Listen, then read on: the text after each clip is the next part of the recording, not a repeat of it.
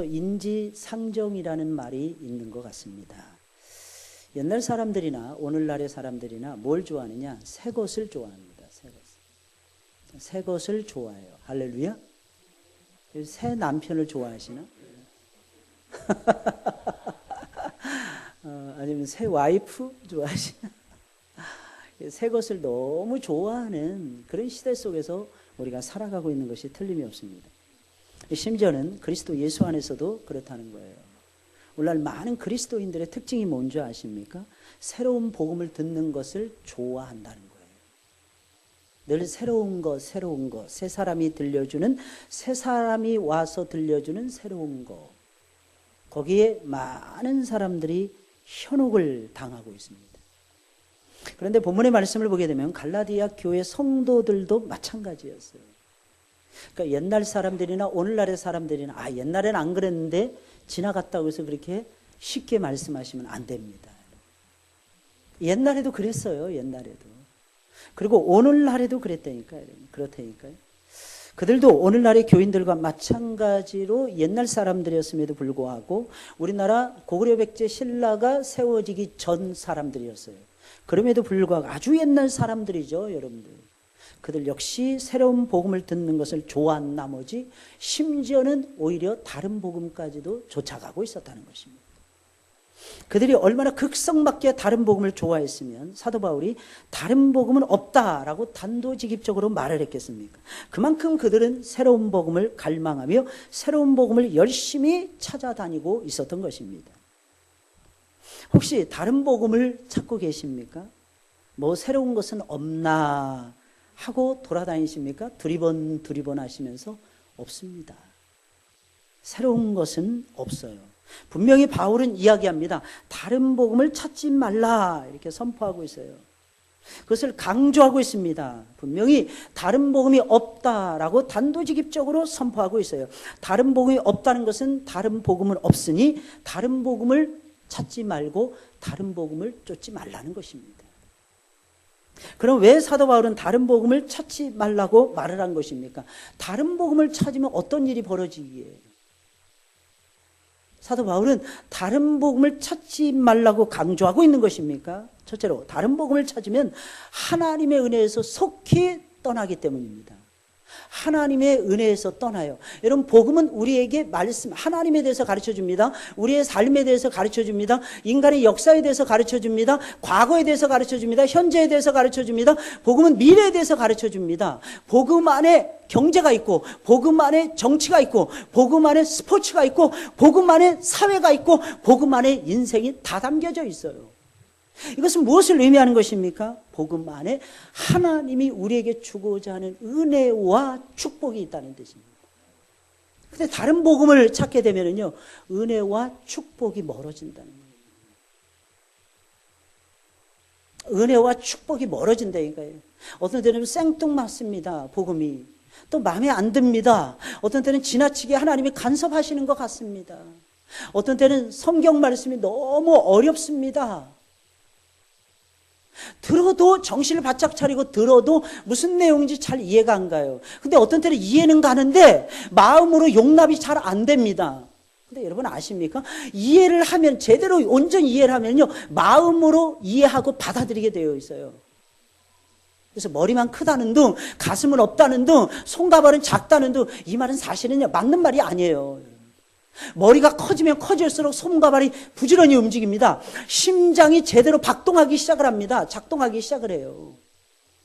이게 머리 따로, 몸 따로, 여러분들의 영혼 따로, 몸 따로 이렇게 될 수가 없어요. 물론 약간의 갭은 있을 수가 있어요. 그러나 거의 대부분 갭이 없어집니다. 쉽게 말씀드리면 복음은, 말씀은 은혜예요. 은혜. 말씀은 축복이라니까요. 근데 다른 복음을 열심히 찾게 되면 하나님의 은혜에서 속히 떠나가야 돼요. 하나님의 은혜에서 빨리 멀어지게 되는 거예요. 다른 복음을 쫓아가게 됩니다. 신앙생활 하시다가 여러분 잘 들어보세요. 여러분들 어떠시는지 한번 잘 들어보세요. 신앙생활 열심히 잘해요. 열심히 정말 힘들게 어렵게 올라갑니다. 무너지는 건 한순간. 순간 딴 생각을 하면은요, 신앙하고 완전히 멀어져요. 하나님과 순식간에 멀어집니다.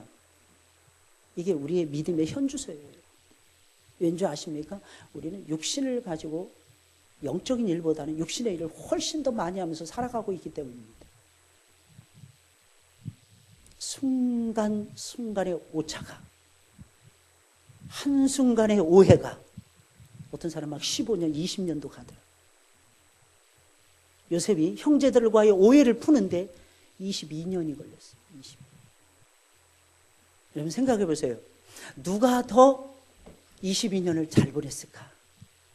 요셉이 성공해서 국무총리의 자리에 올라가서 전 세계를 먹여 살리는 애굽의 총리 대신이 되어서, 그래서 드리는 말씀이 아니에요.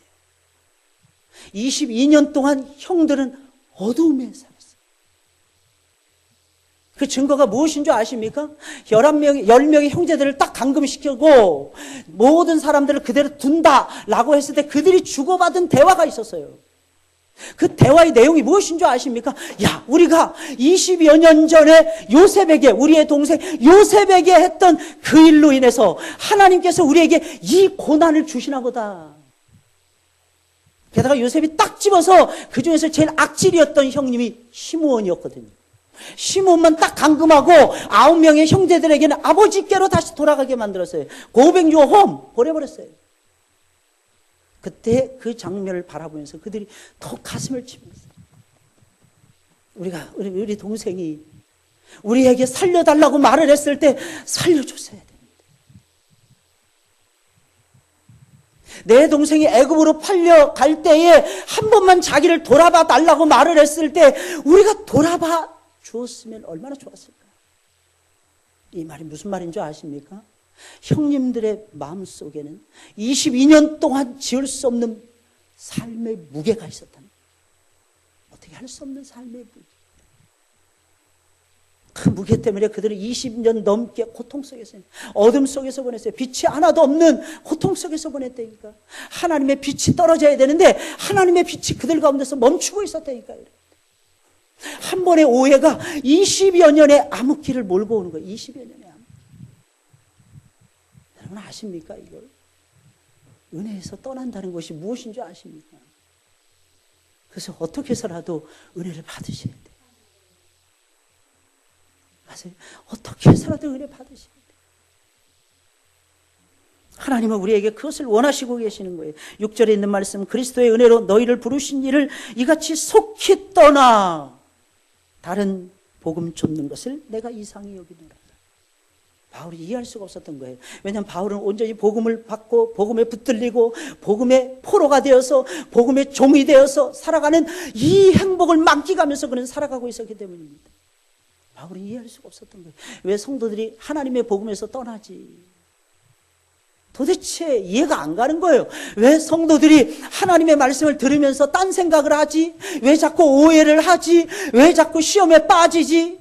더 많이 열심을 내고 눈을 부라리고 예수님의 복음의 말씀에 대해서 하나라도 더 깨달으려고 몸부림을 치고 또 몸부림을 쳐도 이해할까 말까 한 것이 하나님의 말씀인데 이해가 가지 않아. 그래서 바울은 고백하는 거예요. 이상하다. 이 좋은 복음을 왜 멀리할까? 이 좋은 말씀을 듣는 것을 왜 부담스러워할까? 바울은 갈라디아 교인들에게 말을 합니다. 너희가 그리스도의 은혜로 너희를 부르신 하나님을 속히 떠나 다른 복음을 쫓아가고 있다. 갈라디아 교인들은 나름대로는 하나님을 더 잘 따라가기 위해서 사실은 새로운 복음에 창념하고 있었어요. 근데 그 새로운 복음이 다른 복음일 줄이에요. 그들이 열심히 매달렸던 다른 복음이라는 것은 유대인들이 사랑하고 좋아했었던 유대주의였고 율법주의라고 하는 괴물이었어요. 여러분 제가 괴물이라고 표현했는데 왜 괴물이라고 표현했는지 여러분들 잘 한번 들어보세요. 여러분. 그 가르침은 이제 막 예수님을 믿기 시작한 갈라디아 교인들에게는 아주 매력적인 것이었어요. 상당히 매력적인 것이었어요. 왜냐하면 바른 복음은 처음부터 끝까지 예수만 강조합니다. 바른 복음은 처음부터 끝까지 십자가만 강조합니다. 바른 복음은 처음부터 끝까지 하나님의 은혜에 매료돼야만 된다고 가르쳤어요. 그런데 그들의 가르침은 달랐어요. 자신들이 뭔가를 할 수 있다는 강한 신념을 불어넣어주고 있었어요. 여러분, 이것이 바벨탑을 쌓는 거하고 뭐가 다릅니까 도대체? 우리의 힘으로 자 높은 데를 쌓자. 그래서 하나님이 우리를 흩어놓지 않도록 우리가 대를 높이 쌓자. 그래서 하나님이 우리에게 벌을 주지 않도록 우리가 만들어보자. 어떤 장치를 만들어보자 했던 바벨탑을 쌓았던 우리의 신앙의 선배들하고 뭐가 다른 것입니까? 여러분, 착각하지 마세요. 신앙은요 바벨탑을 쌓는 것이 아닙니다. 신앙은요 공로를 내세우는 것이 아니에요. 여러분, 신앙은요 본질이 다릅니다. 첫째도 하나님의 은혜, 둘째도 하나님의 은혜, 마지막에도 하나님의 은혜. 하나님의 은혜가 없이는 못 삽니다. 하나님, 날 좀 도와주세요. 하나님, 이게 신앙의 본질입니다. 어느 정도 신앙이 성장하고 괴로움을 당하고 좀 괜찮게 살면 우리는 착각을 합니다. 이제는 내 고난의 터널이 완전히 끝났어. 이제는 나에겐 더 이상 이 땅에 괴로움은 없어. 없기는요, 아마 훨씬 더 큰 괴로움이 여러분들을 기다리고 있을지도 몰라요. 그런데 다만 우리가 그것을 쉽게 감당해내는 것은요, 영적인 맷집이 생기니까. 전에는 작은 것도 크게 보였는데 영적으로 성장을 하게 되면요, 큰 것이 작게 보이거든요. 이게 하나님의 은혜가 아니고 무엇이겠습니까? 근데 다른 복음을 따는, 다른 예수를 쫓아, 다른 십자가를 쫓아가고, 내가 어느 정도 훈련이 되고 내가 어느 정도 성장을 하게 되면은 이런 것들로부터 내가 졸업할 수 있을 거야. 아니에요.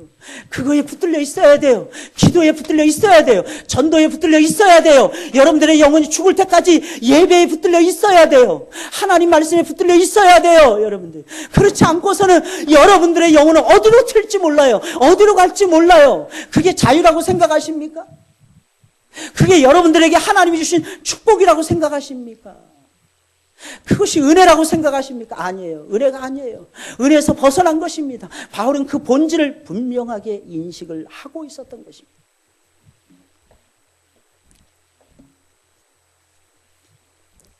너무너무 엄청난 매력이 다가오는 거예요. 허물이 많은 죄인인 내가 소망이라고는 눈을 씻고 찾아봐도 없었던 나에게 뭔가를 너도 할 수 있다는 것을 가르쳐줘요. 이게 율법주의였어요. 여러분, 진짜 실력이 무엇이라고 생각하십니까? 내가 머리가 똑똑해지는 걸까요? 그러면 하나님께서 우리를, 죄송합니다, 병들지 않게 하실 것이고 늙지 않게 해주셨을 거예요. 시간이 갈수록 점점 힘은 없어져요. 시간이 갈수록 내가 그 말 했어? 아, 미안해. 이게 반복됩니다. 나 그런 기억이 없는데. 하다 보면 이름도 까먹어요. 당신 누구지? 이래. 시간이 지나면 생각이 안 나요.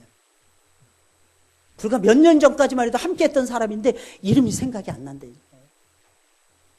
맛있는 거 먹고 싶은데 그 있잖아. 그 매운 거 있잖아. 매운 거 뭐 도대체 매운 게 얼마나 많이 있는데 생각이 안 나요. 여러분, 그래서 진짜 실력은요, 내 실력이 좋아지는 것이 아니라 하나님이 내 안에서 일하실 때의 실력이 나타나요. 아까도 찬송 부르는데 보니까 제가 6년 전까지만 해도, 처음에 왔을 때만 해도 다 괜찮은 분들이었어요. 여기 서 있었던 분들이. 그러니까 6년이 지나 보니까 이제는 저기서 이렇게 걸어 올라오는데, 야, 이제는 나이들이 드는구나, 이런 생각이 제 마음속에 들더라고요. 누가 엘리베이터를 오늘 딱 탔는데 저한테 그러는, 목사님 39살로 보입니다.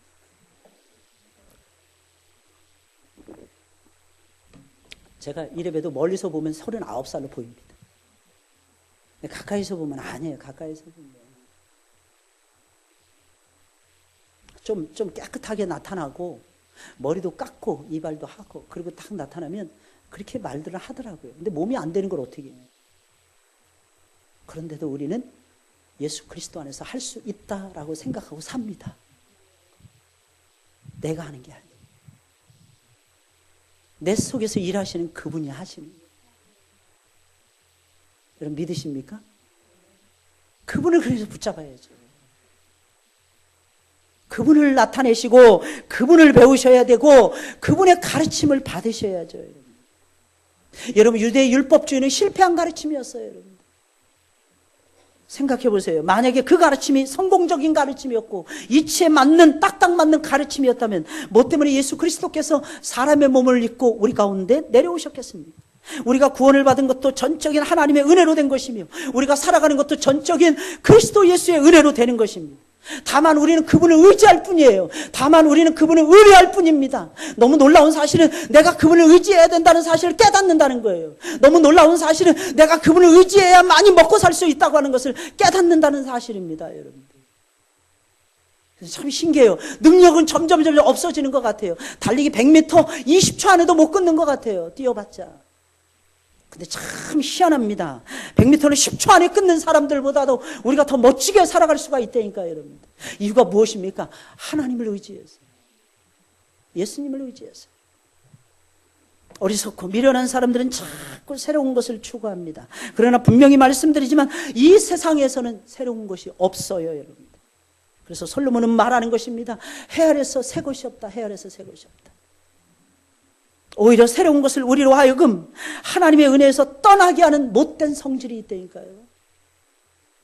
그래서 새로운 것이 여러분들에게 주어지잖아요. 여러분들의 마음부터 시험하는 거라고 생각하셔야 돼요. 내가 하나님을 더 의지해야 되나? 이 새로운 것을 더 의지해야 되나? 만약에 그 새로운 것을 의지한다면 죄송합니다. 여러분들에게서 하나님의 은혜가 상쇄될 수도 있어요. 하나님의 은혜가 떠나갈 수도 있다. 그래서 지혜로운 사람들은 어떻게 살았습니까? 모두가 옛사람들에게 물었어요. 옛사람들에게 물었다니까. 옛사람들에게. 우리나라는 600년 전까지만 해도요, 고려시대 때까지만 해도 남녀가 평등한 사회를 이루고 있었어요. 시집을 가도 시집간 딸에게 똑같이 재산을 물려줬습니다. 근데 600년 전부터 바뀌어졌어요. 유교라고 하는 이상한 괴물 종교가 들어오거든요. 우리 한민족의 영혼을 빼앗아가기 시작했어요.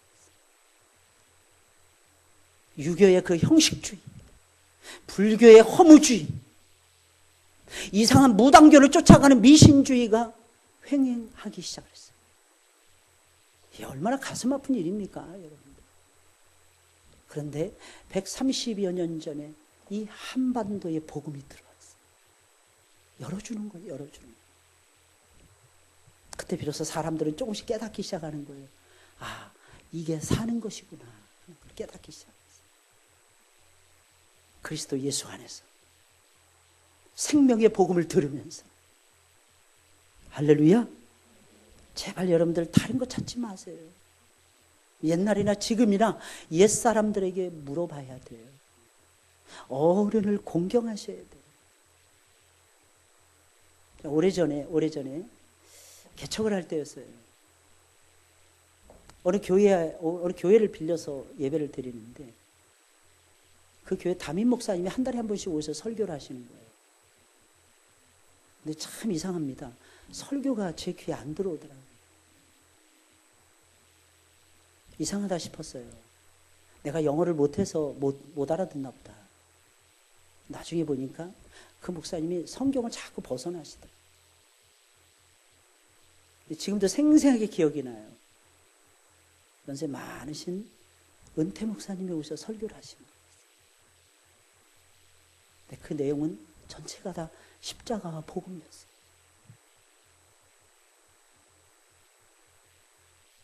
한 3, 40년 같이 예배 드리는데 처음 다 은혜를 받는 거예요. 게다가 그분은 전통적인 목사님이시라서 이제 축도까지 멋지게 해주시는 거예요. 마지막에.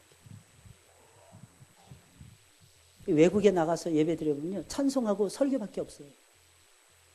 기도 없어요. 찬양대 없어요. 찬양대 없어진 지 미국 교회 서양사회 오래전입니다.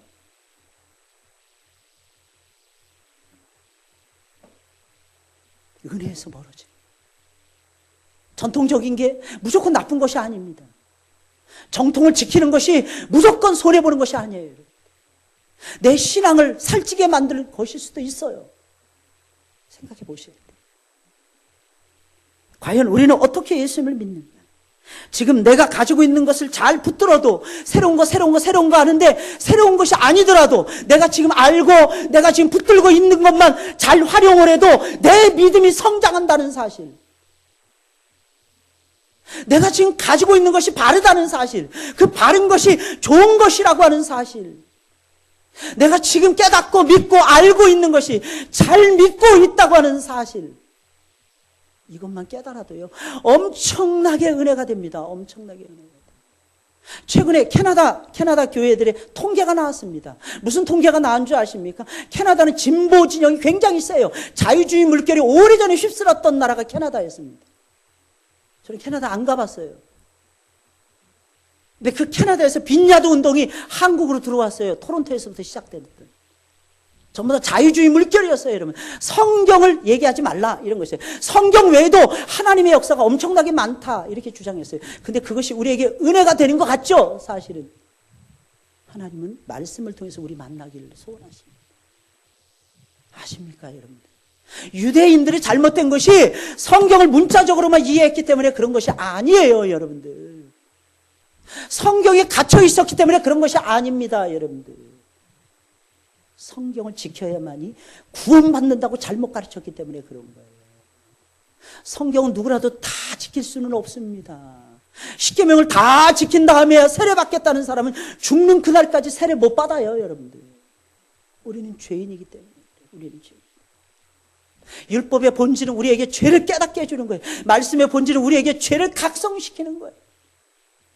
근데 최근에 캐나다에, 미국의 교회는 오래전부터 그렇게 됐고요. 자유주의 물결, 보수주의 물결에 밀려가지고 자유주의 신학을 했던 수많은 교회들이 문을 닫기 시작했어요, 여러분들. 몇 년 전에 유명한 수정교회, 크리스탈 처치라고 말하는 로버트 슐러 목사님, 적극적인 사고방식을 내세웠던 자유주의의 첨단을 달렸던 목사님이 목회했던 그 교회가 세상에 팔렸다는 거 아십니까? 미국에서는 이미 오래전부터 보수 진영, 오직 말씀밖에 모르는 존 메가더 목사님, 존 파이퍼 목사님, 이런 분들이 목회하는 그런 교회들만 하나님께서 새로운 영혼을 보내주신다는 거예요. 오늘도 우리 새로운 어르신이 우리 교회 등록을 하셨어요. 여러분, 그분은 하나님이 보내주신 거예요, 여러분들. 우리가 열심히 전도하니까 목요일도 하고 금요일도 하니까 금요일마다 또 밤마다 또 열심히 우리가 부르짖어 기도하니까 토요 전도대 가동하니까 하나님께서 영혼을 우리 교회에 맡겨주시는 거예요. 아십니까? 참 희한해요. 어제는 주일학교가 주관이 돼서 전도를 했는데 하필이면 어제는요 팝콘 달라고 하는 애들이 거의 대부분 주일학교 애들이었다.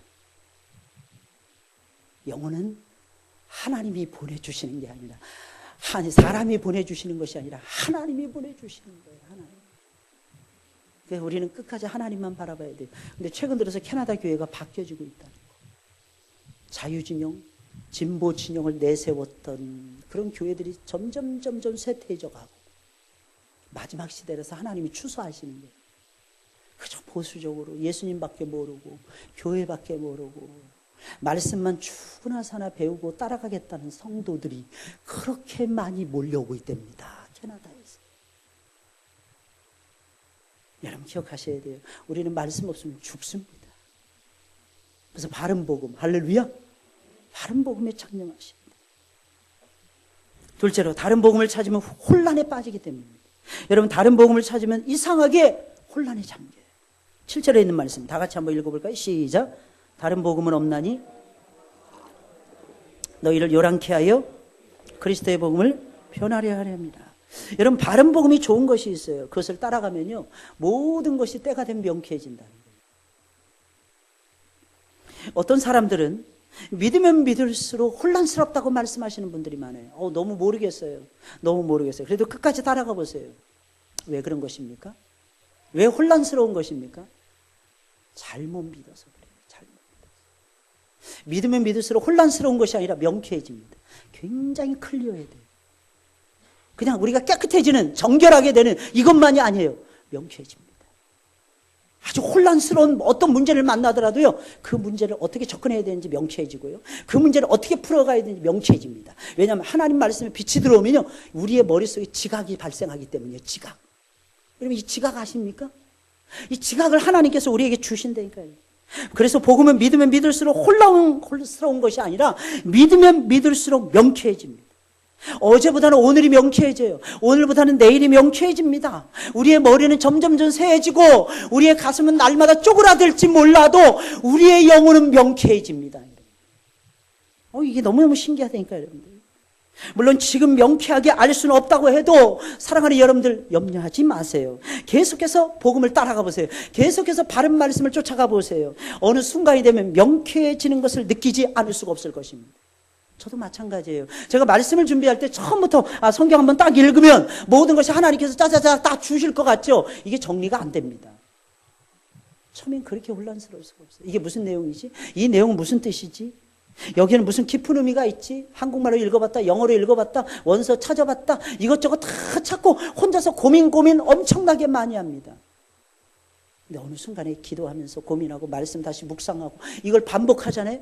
어느 시점이 딱 되면 명쾌해집니다. 이 성경 속에서는 하나님이 이 말씀을 하시고 싶어 하시는구나.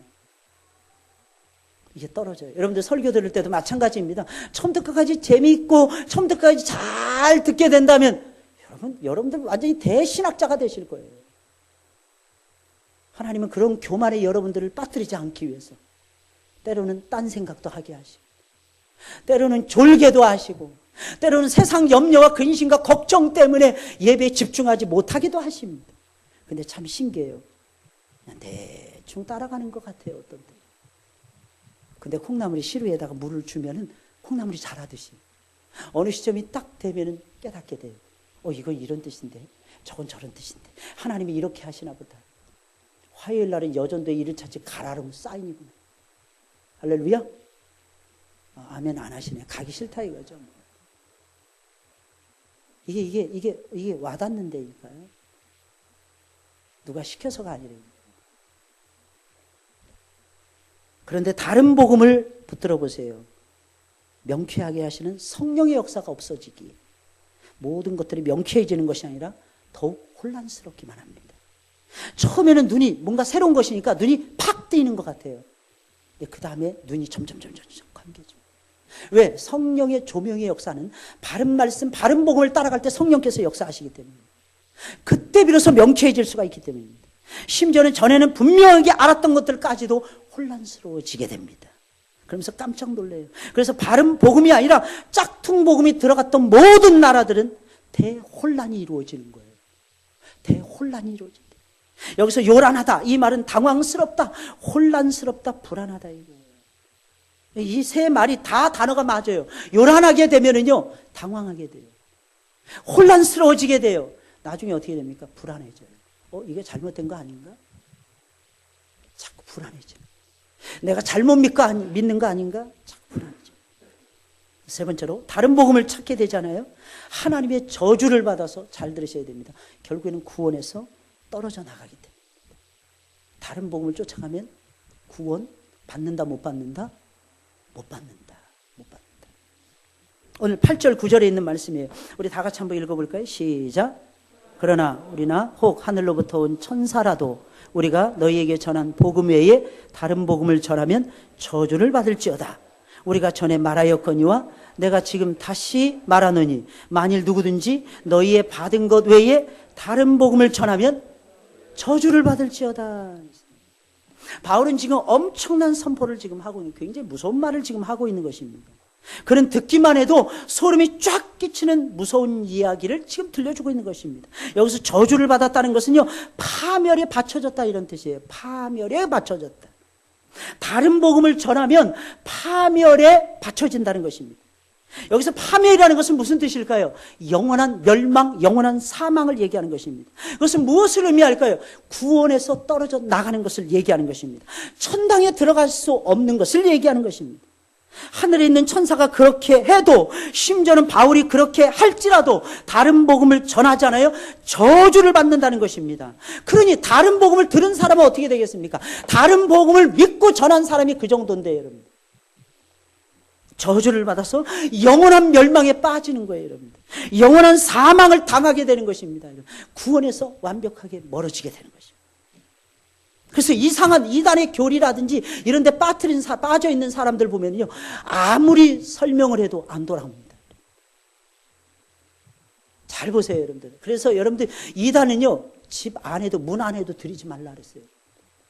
혹시 여러분들 친구들 가운데 이단 있습니까? 가까이 하지 마세요, 웬만하면. 에이, 목사님, 세상에 살면서 어쩔 수 없이, 같은 직장이면 어쩔 수 없죠. 그냥 어울리세요. 그러나 그 사람하고 친해지지는 마세요, 여러분들. 기억하셔야 됩니다. 그러면 잘못된 것이 여러분들에게 침투해 들어옵니다. 반드시 그렇게 돼요. 여러분, 물이 한 잔 있어요. 물이 한 컵 있어요.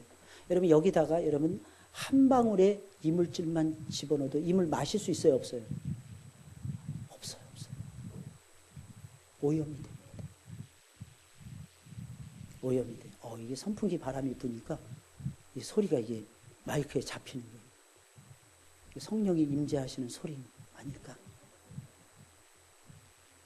왜냐하면 성령이라는 뜻은 바람이라는 뜻이에요. 그래서 바람같이 불의 혀같이 성령께서 오순절날 강림하셨던 거예요. 참 신기하지 않습니까? 구원에서 멀어진다니까, 구원에서. 그래도 이 땅에서 행복하면 그만이라고 생각하십니까? 그래도 이 땅에서 잘 되면 그만이라고 생각하십니까? 그럴 수 없겠죠, 그죠? 바울은 지금 어마어마한 선언을 하고 있는 것입니다. 우리는 보통 생각하기를 신앙이라는 것이 원래 왔다 갔다 할 수도 있고 때로는 다른 복음에 빠질 수도 있는 것이 아니야 라고 생각을 합니다. 그런데 바울은 말을 합니다. 그러면 저주를 받아 구원에서 떨어질 수 있다는 거예요. 구원에서 멀어질 수가 있다는 것입니다. 이래서 살아있을 때 어떤 믿음을 가지고 어떻게 사느냐, 이게 중요한 거예요. 이게 살아있을 때 바른 복음을 믿으시길 바라고 바른 말씀을 따라 살아가시기를 예수님의 이름으로 축원을 드립니다. 마지막 네 번째로 다른 복음을 찾잖아요. 그러면 어떻게 됩니까? 그저 사람들만 기쁘게 하는 것이 됩니다. 다른 복음을 찾으면 사람들만 기쁘게 하는 삶을 살아가게 된다. 복음은 하나님의 영광을 찬미하는 거예요. 복음의 본질은요, 하나님의 영광을 노래하는 것입니다. 그런데 다른 복음을 찾으면 하나님을 기쁘시게 해드리는 것이 아니라 사람을 기쁘게 하는 것이 된다는 것입니다. 오늘 본문 10절에 있는 말씀이에요. 우리 다 같이 한번 읽어볼까요? 시작. 이제 내가 사람들에게 좋게 하랴, 하나님께 좋게 하랴, 사람들에게 기쁨을 구하랴. 내가 지금까지 사람의 기쁨을 구하는 것이었다면 그리스도의 종이 아니니라. 여러분, 다른 복음, 인본주의적인 세상의 사람들의 사고방식이 섞여 있는 다른 복음, 어떤 과학주의에서, 사이언스 파이에 의해서 어떤 과학 만능주의와 과학 최고 기술주의가 결합되어진 그런 복음들, 사랑하는 여러분들, 그런 복음은 특징이 있습니다. 철저하게 사람 중심이라는,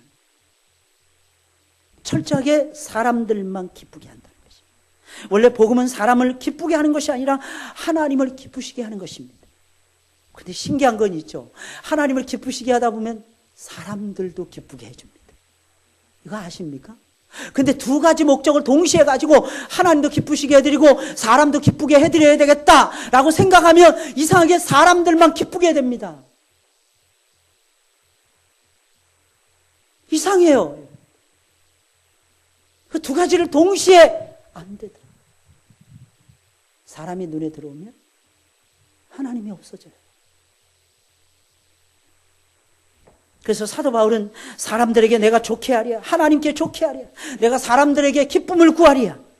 내가 지금까지 사람의 기쁨을 구하는 것이었다면 나는 그리스도의 종이 아니니라. 그런데 사도 바울 얼마나 많은 사람들에게 기쁨을 안겨줬어요. 얼마나 많은 사람들에게 영생을 알게 했습니까? 얼마나 많은 사람들에게 행복이 무엇인지를 가르쳐 주었습니까? 왜? 인간의 본질은 하나님을 기쁘시게 해드릴 때 그분이 허락해 주시는 것이 기쁨이요, 행복이요, 평안이기 때문입니다. 여러분, 이 세상에서 싸우기 싫어하시죠? 예, 저도 평화주의자가 돼서 그런지 싸우기 싫습니다. 근데 여러분, 영적인 싸움은 싸우셔야 돼요. 세상에서는 뭐 이익되는 건 얼마나 그냥 서슬이 시퍼려서 싸우는지 몰라요. 저는 많이 봤어요. 그리스도인들이 100원 때문에 1000원 때문에 1달러 때문에 얼굴 인상 붉히면서 싸우는 거 많이 봤어요. 근데 이상합니다. 하나님의 영광이 모욕을 당하고 하나님의 교회가 도매금으로 넘겨지는데도 불구하고 오늘날 그리스도인들이요 그거 당연하게 여기고 있고 하나님의 이름에 먹칠을 당하는 게 교회가 잘못한 게 많아서 그래요. 예, 교회는 잘못한 게 많을 것입니다. 그러나 여러분 그때 생각하는 교회는요 세상에서 잘못하는 교회가 아니에요. 여러분들 잘하고 있는 교회들도 도매금으로 넘어간다는 사실을 우리는 기억하셔야 됩니다. 얼마나 예수님 따라가기가 힘이 듭니까? 얼마나 바르게 예수님을 믿는 것이 어렵습니까? 우리는 그 속에서도 나 자신을 쳐서 복종시키면서 오직 외길 좁은 길 그거 따라서 가는 그리스도인들이 얼마나 많은데 그렇게 따라가는 교회들이 얼마나 많은데요. 여러분들 그럼에도 불구하고 우리는 이상하게 세상 사람들이 교회 욕하면 그래 욕먹어도 싸 이렇게 몇몇 교회들이 잘못하는 것 때문에 전체 교회가 그렇게 넘어간다는 것은 우스운 얘기 아닙니까 여러분들? 그럴 때는 여러분들이 싸우셔야 돼요. 여러분들 당신이 교회를 잘못 알고 있는 겁니다. 왜 그때는 바른 말을 못 하십니까 여러분들? 왜 세상 사람들 앞에서는 어깨를 쫙 펴지 못하십니까 여러분들? 우리가 가지고 있는 것이 진리인데 내가 알고 있는 것이 생명의 본질인데 왜 안 믿는 사람들 앞에서 기가 죽어야 됩니까? 사람들이 착각, 그게 사랑인 줄 알아요. 그게 선한 그리스도인의 모습이라고 생각합니다. 바울은 한 번도 그런 적이 없었어요. 아레오파고 광장에서 바울이 다투는 거 보세요. 여러분. 무서울 정도로 다툽니다. 이유가 무엇입니까? 이단에 사로잡히면 사람들의 영혼이 잘못된 것에 사로잡히면 세상의 철학과 사상에 사로잡히면 인간의 미래는 없기 때문입니다. 여러분. 없기 때문이에요. 이 사실을 기억하시고 살아가셔야 됩니다. 저는 목사입니다. 저는 돈 버는 사람이 아니에요. 여러분들보다 세상적으로는 지위가 낮은 위치에 제가 처해 있는지 모르겠습니다.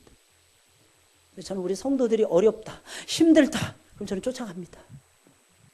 왠지 아십니까? 제가 손들고 기도해야 우리 성도들이 살아나기 때문이라고 저는 확신하는 목사이기 때문입니다. 하나님 중심, 하나님을 믿는 거예요. 누구를 기쁘게 하시려고 합니까? 하나님이시죠. 누구를 기쁘게 해드리려고 밥을 짓습니까? 하나님이죠. 도대체 누구를 기쁘게 해드리려고 직장생활 하십니까? 하나님이죠. 죽으나 사나 하나님이죠. 이게 바른 복음이에요. 이게 생명의 진리라는 것입니다. 초점이 하나님을 기쁘시게. 무엇 때문에 공부하십니까? 무엇 때문에 봉사하십니까? 무엇 때문에 일하십니까? 간단해요. 하나님을 기쁘시게 해드려요. 초점이 하나님께 맞춰져 있는 거예요. 근데 신기합니다. 사람들에게 영광이 간다니까요. 사람을 살리는 복을 우리가 누리게 된다니까요. 이상하게 만족한 인생을 제시해 준다니까요. 당시 유대주의자들도 역시 마찬가지였어요. 여러분. 사람들에게만 맞춰져 있었어요. 이들은 예수님의 제자들을 제외한 모든 사람들, 아니 예수님의 제자들도 이 중심이 잘못되어 있을 때 복음서에 등장하는 그들의 모습 보세요. 전부 다 사람에게 초점이 맞춰 있어요. 사람이 많이 모이면 와 예수님 우리의 왕이 되어주세요. 예수님을 포박을 하고 끌고 가니까 전부 다 도망치잖아요. 이게 인생의 우리 그리스도인들의 현주사니까요. 여러분들. 이길 수 있는 건 딱 두 가지밖에 없어요. 복음과 성령의 능력입니다. 내 힘으로는 안 돼. 내 힘으로는 죽었다 깨나도 안 돼. 그들 역시 하나님의 영광은 안중에도 없었다는 거예요. 그저 사람들의 만족 기쁨만을 추구하고 있었어요. 이래서 다른 복음을 찾으면 망하는 것입니다. 다른 복음을 찾으면 인생의 본질적인 목표를 잃어버립니다. 사람들의 기쁨만을 구하는 초라한 인생으로 전락합니다. 사람들의 눈치만 봅니다. 연신. 내가 병들었어요. 좋은 의사만 무조건 만나야 된다고 생각해요. 내가 재판에 걸립니다. 좋은 재판관만 만나면 된다고 생각합니다. 그래가지고 될까요, 여러분? 하나님이 좋은 재판관을 붙여주셔야 되고 하나님이 좋은 의사를 붙여주셔야 되고 그 의사와 그 재판관이 그 시점에서 정의로워야 되고 그 사람이 실수가 없어야만이 내가 살아갑니다. 믿으십니까 여러분들? 우리의 백그라운드는 하나님입니다. 바른 복음은 다른 것이 아니에요. 철저하게 하나님 중심이에요. 철저하게. 지금 내가 가지고 있는 것이 세상에서 가장 좋은 것이라고 믿습니까, 여러분? 여러분들이 가지고 있는 것이 이 세상에서 제일로 좋은 것입니다. 무엇 때문에 다른 것을 그런데 찾는단 말입니까, 여러분? 우리는 복음으로 만족해야 돼요, 여러분. 우리는 하나님의 말씀을 듣는 것으로 만족해야 돼요. 하나님 말씀대로 순종하면서 나 자신을 쳐서 복종하는 것으로 기뻐하셔야 됩니다. 때로는 내 안에 기쁨이 없어도 예수 그리스도가 내 기쁨이기 때문에 그분을 기쁘시게 해드리는 거예요. 그분이 좋아하는 것을 하는 거예요. 그분에게 모든 초점을 맞추는 거예요. 그분의 나라를 위해서 내가 희생하는 것입니다. 그분의 영광을 위해서 희생하는 것입니다. 이게 본질이에요. 성경이 창세기부터 계시록까지의 본질은 딱 두 가지 주제밖에 없다니까요. 우리를 위해서 십자가에 달려 돌아가신 예수 그리스도와 그가 이루어 가시는, 이렇게 가시는 하나님 아버지의 거룩하신 그 나라, 그 나라의 주인이 우리들이라고 성경은 가르쳐주고 있는 거예요. 우리들이라고. 그러니 여러분 한 주간도 얼마나 뿌듯합니까? 살아있어야 돼요. 사도를 통해서 지난주에는 우리에게 도전을 주셨어요. 하나님. 이번 주에는 하나님께서 우리에게 묻고 있는 겁니다. 무엇을 위해 사느냐? 너는 무엇을 위해서 사느냐? 묻고 있는 거예요. 무엇을 위해서 일하냐? 묻고 있는 거예요. 여러분들의 하루하루가 복음 때문에 살고 복음 때문에 시간에 날이 저문다면 사랑하는 여러분들, 그게 제일 영광입니다. 주님 앞에 딱 갔을 때는요, 이 세상에서 아무리 열심히 했던 거, 그것이 주님을 위한 디딤돌이 안 된다면, 주님의 나라를 위해서 쓰임받는 것들이 아니라면 하나님 나라 가서는 상급이 없습니다. 상급이 없어요. 믿으십니까? 다른 복음 쫓아가지 마세요. 요즘 한국에 다른 복음이 너무 많아요. 교회 안에 버젓이 다른 복음이 들어와 있어요. 그래서 기도 안 하게 만들고, 기도 쉬는 것을 당연히 여기고. 어떤 분이 그러시더라고, 어느 목사님. 이제 목사님, 우리 교회는 금요 기도회, 수요 예배, 새벽 기도회 다 자유롭습니다. 안 나오더라고요. 안 나오더라고요. 전 깜짝 놀랐어요. 충격받았어요. 그래서 목사님이 또 한 가지 더 충격적인 말씀. 요즘 설교 준비를 내가 편안하게 합니다. 저는 어마어마하게 충격을 받았어요. 저는 목사에게는요, 그리스도의 남은 고난이 설교 준비라고 믿는 목사예요. 날마다 매일 매 순간 눈만 뜨면 설교, 눈만 뜨면 하나님의 복음. 이게 목사의 본질인데 마귀에게 사로잡히면 쓸데없는 엉뚱한 자유함에 빠지게 됩니다. 그 자유함은 오히려 성도들을 죽입니다. 오히려 사람들을 무너뜨립니다. 잘 보세요. 과연 우리의 삶이 어떤지. 저는 여러분들이 5년 후, 10년 후를 내다보는 신앙인들이 되셨으면 좋겠어요. 당장의 이익을 위해서 한다면 잘못 살고 있는 거예요. 5년 후에도 내가 잘했다. 사무엘은 이렇게 말했죠. 내가 너희를 위하여 기도하는 것을, 쉬는 것을 죄를 범하지 아니하게. 근데 우리는 쉬면서도 멀쩡한 거예요. 그게 자유라고 생각하십니까? 지난번에 특별 새벽 기도하는데 어떤 분이 제가 전화 통화하는데 저한테 이렇게 고백하시더라고요. 새벽 예배, 특별 새벽 기도 하시기 힘드시죠? 제가 그랬어요. 그때 그분이, 목사님 죄송합니다. 제가 새벽을 깨워야 되는데 제가요 새벽을 못 깨워요, 목사님. 저는 거기서 소망을 발견했어요. 마음은 항상 있다는 마음. 여러분들의 마음은 어디로 흘러가고 계십니까? 도대체 뭐에 홀려서 살아가고 계십니까? 기왕이면 우리가 하나님께 홀려서 살아야 되지 않을까요? 천사들도 흠모할 만한 것에 우리가, 죄송합니다, 이런 표현을 써서 우리의 혼과 영과 육체를 다 빼앗긴 상태에서 살아가셔야 되지 않을까요? 사도는 그것을 우리에게 가르쳐주고 있는 거예요. 다른 복음을 쫓지 말라. 순전한 복음, 알았던 복음, 나를 살렸던 복음, 나를 살찌게 했던 복음, 첫사랑의 뜨거움을 회복해 주었던 그 복음, 거기에 따라서 여러분들의 영혼이 살아나시길 주의 이름으로 축원을 드립니다. 그게 사는 거예요. 그게 사는 거예요. 늦더라도 금요기도에 늦더라도 막 뛰어오세요. 1분이라도 기도하고 간다고 생각을 하세요. 여러분들 직장에서 늦으시면. 여러분들의 영혼이 사느냐 죽느냐, 내 생태 같은 자식들이 사느냐 죽느냐가 결판나는 시간이라고 여러분들이 생각하신다면 그 시간을 TV 앞에서 보낼 수 있겠습니까 여러분들? 그 시간을 다른 데 몰두하면서 보낼 수 있겠습니까 여러분들? 얼마나 하나님 앞에서 코람대오의 신앙을 가지냐에 따라서 우리의 미래가 결정이 된다. 내 새끼들의 미래가 결정이 된다니까요. 내 아이들이 맨날 울면서 살기를 바라신다면 기도 멈추세요 여러분들.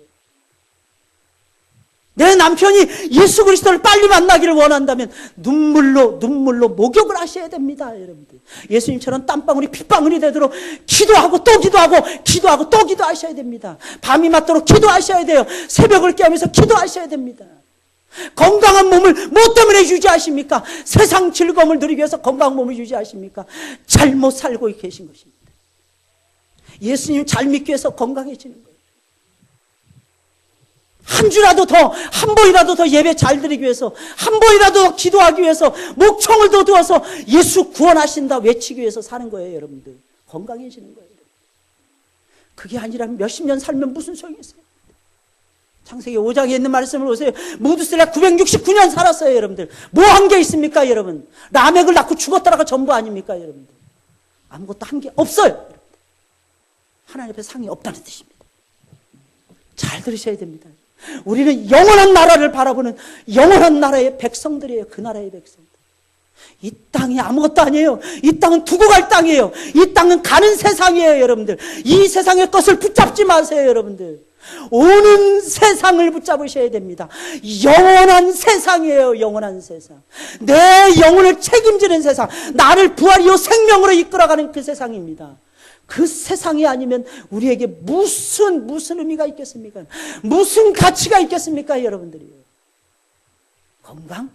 소용없어요. 부자? 소용없어요 여러분들. 높은 지위? 소용없어요 여러분들. 1등? 소용없어요 여러분들. 진짜 소용 있는 건 내가 그리스도의 십자가 앞에 무릎을 그리스도 예수의 복음 앞에 순종해 가는 거예요. 그거 외에는 일주일 아니 1000일을 살아도 소용없어요. 하나님의 가치 있게 안 보십니다 여러분. 그런데 우리는 너무너무 미련하게 살지 않습니다. 깨달으셔야 됩니다. 네팔에 가면은 이런 새의 이름이 있다고 합니다. 아, 날이 새면 집을 지으리라. 새 이름이 날이 새면 집을 지으리라. 네팔은 히말라야 산맥으로 완전히 덮여져 있어요. 눈만 뜨면 햇빛이 쨍쨍해가지고 반팔 입고 돌아다니는 뜨거운 날씨가 연출됩니다. 근데 밤만 되면 히말라야 산맥에서 불어오는 그 찬바람이 전체를 강타해버려요. 춥습니다. 이 새는 집을 안 짓는 거예요. 밤만 되면 밤새워서 우는 거예요. 날이 새면 집을 지으라. 날이 새면 집을 지으라. 날이 새면 또 까먹는 거예요. 햇빛이 잘나니까. 잊지 마세요. 우리는 새가 아니지 않습니까? 여러분들에게도 종말이 금방 온다는 걸 아십니까? 여러분들에게도 분명히 죽음의 시간이 금방 휙 다가온다는 걸 알고 계십니까? 말씀드렸죠. 인생은 만남이라고. 부모와의 좋은 만남, 친구들과 좋은 만남, 선생님들의 좋은 만남, 그것보다 더 소중한 거 하나님과의 만남. 근데 그것보다 어떤 때는요, 이것보다 훨씬 더 소중한 만남, 나 자신과의 만남이 이루어지셔야 돼요. 거기서 답이 나와요. 저는 여러분들 자신들과의 만남이 매일 지속되었으면 좋겠어요. 그거 없이는 맨날 남의 것만 봅니다. 맨날 죄송합니다.